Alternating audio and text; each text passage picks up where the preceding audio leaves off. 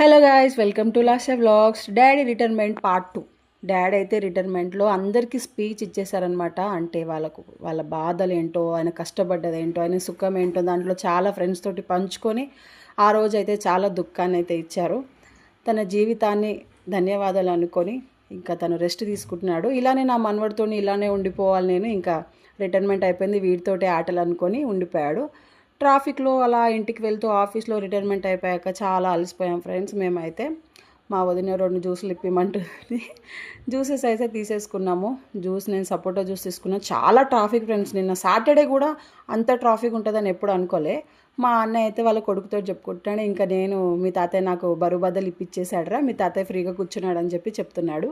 మా అత్తయ్య అయితే ఫస్ట్ గిఫ్ట్ ఓపెన్ చేస్తా అని చెప్పి తెగ పట్టుబడేసింది అనమాట.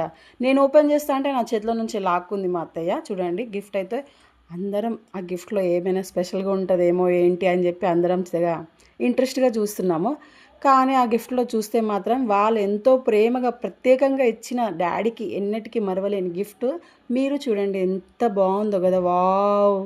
చూడండి అసలు ఎంత బాగుంది ఆ గిఫ్ట్. డాడీ ఎప్పటికీ మరవలేను. తన రిటైర్మెంట్కి ఇచ్చిన ఫ్రెండ్స్ అందరూ కలిసి ఇచ్చి ఆఫీస్లో ఇచ్చిన బెస్ట్ గిఫ్ట్ ఇది. డాడీ అయితే చాలా బాగుందన్నారు. మనం తిండిపోతు కాబట్టి తిండిలో ఫస్ట్ అయితే స్వీట్ బాక్స్ అయితే ఓపెన్ చేసినాము. దాంట్లో ఏమేమి ఉంటాయో మనకి నచ్చిన స్వీట్స్ అన్నీ చూద్దామని తిందామని అయితే ఎక్సైట్మెంట్గా చూస్తున్నాను అనమాట. వీడియో నేనే తీతి అని చెప్తున్నా. చాలా బాగున్నాయి స్వీట్స్ అయితే.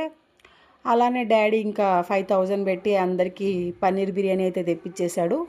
పన్నీర్ బిర్యానీ అయితే తీసుకొని అందరం తింటున్నాం. ఇంకా మా దాంట్లో మాకు కక్క చుక్క ఉంటుంది. కానీ మరిన్ని వీడియోస్ కావాలంటే సబ్స్క్రైబ్ చేసుకోండి.